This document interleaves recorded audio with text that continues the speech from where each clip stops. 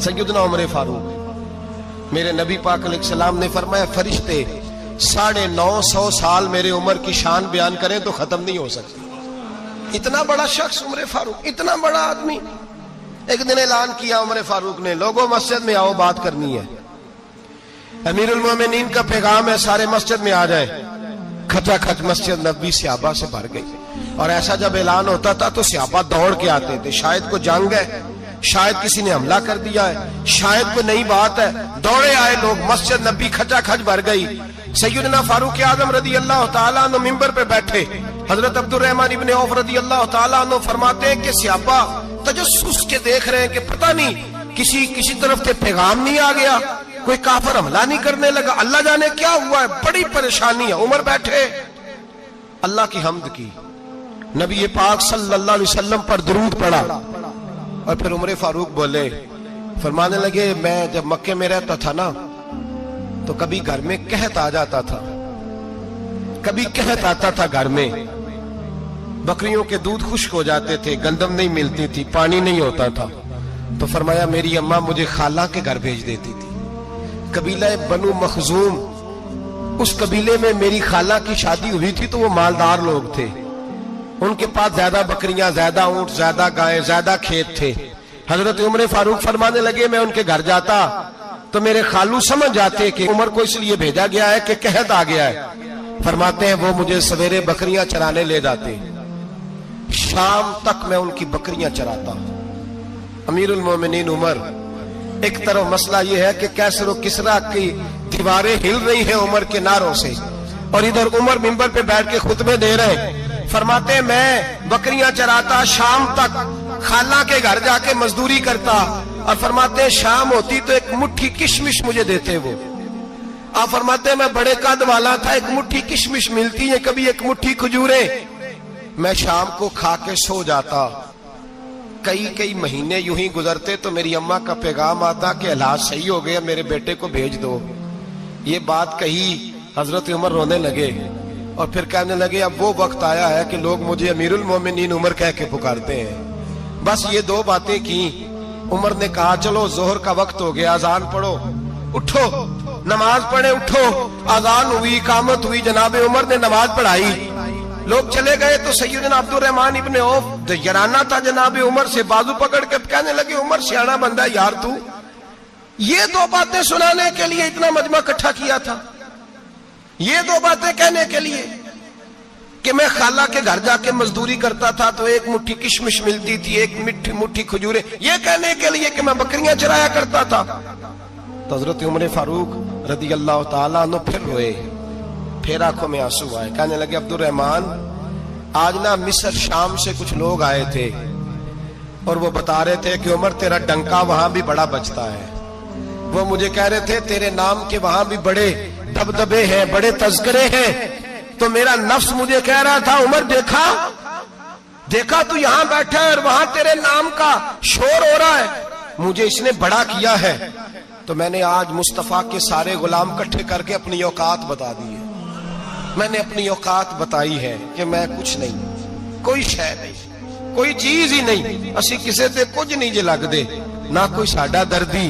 मैंने बताया है कि मैं तो किसी के बकरियां चरा के एक मुट्ठी किशमिश लेके गुजारा किया करता था। गुजारा मुझे मेरे कुछ साथी ना ले गए गुजरांवाला, सर्दियों के मौसम में मुझे कहने लगे स्वेटर पसंद कर ले अपनी मर्जी का। तो मैंने कहा यार मुझे तो वही मजा आता है जो मेरी अम्मा क्रोशिये से बनाया करती थी, वही वो पहले अब्बा पहनते थे, फिर वही स्वेटर बड़ा भाई पहनता था, फिर हमारे खाते में आ गया।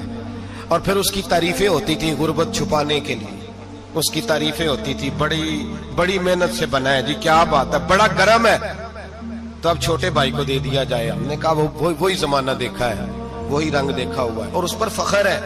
अब तो लोग जब कुछ हो जाता है ना, दो चार लोग जानने लगते हैं तो लोग फटाफट दावा कर देते हैं खानदानी रईस आजम हूं, बड़ी बात है। ऐसी कोई बात नहीं, जिसको अपना आप याद रहता है उसे खुदा भी याद रहता है, जिसे अपना आप याद रहता है उसे रसूलुल्लाह भी याद रहते हैं, जिसे अपना आप याद रहता है उसकी नजर में दूसरे लोग भी कुछ होते हैं। मैं उम्रे के लिए, हज के लिए जाता रहता हूँ, रब मुझे اپنے فضل سے بلا لیتا ہے. تو میں ایئرپورٹ سے نیچے اترا تو ایک صاحب میرے جاننے والے تھے, دوڑ کے آئے اور مجھے کہنے لگے کیا بات ہے, سنا ہے اس دفعہ آپ سعودی ایئر لائن سے آئے, سیدھا مدینہ شریف آئے, کیا بات ہے آپ کی؟ اور میں نے کہا صاحب چھوڑ دیں, میں بھی جب پہلی دفعہ آیا تھا تو میں بھی بڑا گور گور کے ایئرپورٹ دیکھتا تھا, میں نے کبھی دیکھا جو نہیں تھا, میں بڑا گور گور کے دیکھتا تھا, کوئی ایسی بات نہیں ہے, یہ نظام قدرت ہے, بادشاہ کے فیصلے ہیں, وہ جب چاہتا ہے جس طرح کے چاہتا ہے فیصلے فرما لیتا ہے, تو یہ اس کے فیصلوں کی بات ہے. ہم لوگ نا جس حیثیت پہ ہوتے ہیں وہیں رہ جاتے ہیں, پچھلی بات بھول جاتے ہیں, اس لیے ہم چاہتے ہیں جو بھی ہمیں ملے جھک کے ملے, جو بھی آئے, اور یہ میرا آپ کا سب کا مشترکہ معاملہ ہے. میرے نبی پاک صلی اللہ تعالی علیہ وسلم نے صحابہ سے پوچھا تمہیں بتاؤں جنت کے بادشاہ کون ہوں گے؟ جنت کے عام لوگ نہیں, جنت کے, بولیے گا ذرا, جنت کے اللہ بادشاہ. جنت میں تو جانا بڑی بات ہے, حضور جنت کا بھی بادشاہ, ابن ماجہ میں لفظ ہے. تمہیں پتہ ہے جنت کے بادشاہ کون ہوں گے؟ تو میرے مصطفیٰ کریم صلی اللہ تعالی علیہ وسلم کے غلاموں نے کہا حضور ہمیں نہیں پتا. تو حضور نے فرمایا جنت کے بادشاہ وہ لوگ ہوں گے جنہیں دنیا میں کوئی بھی نہیں جانتا تھا, جن کے کپڑے سادے ہوتے تھے, جو غریب لوگ ہوتے, جو سفارش کرتے تھے تو ان کی قبول کوئی نہیں کرتا تھا, جو کسی کے ساتھ جاتے تھے تو ان کو مانتا کوئی نہیں تھا. وہ جنت کے بادشاہ ہوں گے, بادشاہ. اور فرمایا قیامت کے دن جب لوگ انہیں دیکھیں گے تو ان پر فخر کریں گے, رشک کریں گے, کہیں گے کیا بات ہے تمہاری. یہاں تو شوق ہی بڑا ہے, غریبوں نے بھی پوسٹر بنائے ہوئے ہیں, ڈاکوؤں, لٹیروں, چوروں کی تصویروں کے ساتھ لگوائے ہوئے, اپنے آپ کو بڑا کرنے کے لیے. عاجزی اختیار کریں, عاجزی اختیار کریں, اپنے آپ کو مٹانے کی کوشش کریں. رب کریم کے بندے آگے بڑھ بڑھ کے اپنا آپ دکھاتے نہیں, بڑا شوق ہے, پہلے فوٹو کھچا لو, باقی باتیں بعد میں ہوگی, پہلے ویڈیو بنا لو, باقی کچھ اور بعد میں ہوگا.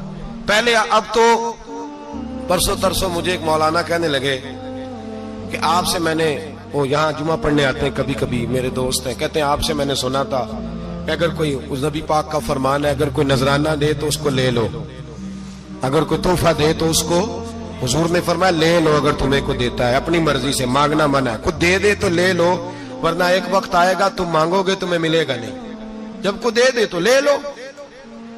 کہنے لگے آپ نے کہا تھا کو دے دے, تو اس وقت سے میں, کوئی سوٹ دیتا ہے مجھے میری مسجد کا نمازی تو میں لے لیتا ہوں, کوئی مجھے کوئی اور شے دیتا ہے تو میں آپ سے سن کے, تو اگر میری مسجد کا نمازی سوٹ پکڑاتے ساتھ فوٹو بھی کھینچے تو پھر میرے لیے کیا حکم ہے, وہ خوشبو کی ڈبی دیتے ہوئے ساتھ فوٹو بھی کھینچے, پھر میرے لیے کیا حکم ہے. کہنے لگے رمضان میں یہ حال ہوا ہے کہ لوگ کپڑے دے رہے تھے اور فوٹو کھینچ رہے تھے, کیا چکر ہے, کہاں چلے گیا. غریب آدمی کی عزت نفس کو کچل ڈالا پکڑ کے, ایک جوڑا سال کے بعد امام کو دیا, اس کی بھی تصویر کھینچ کے فیس بک پہ دے ڈالی. یہ ہماری آج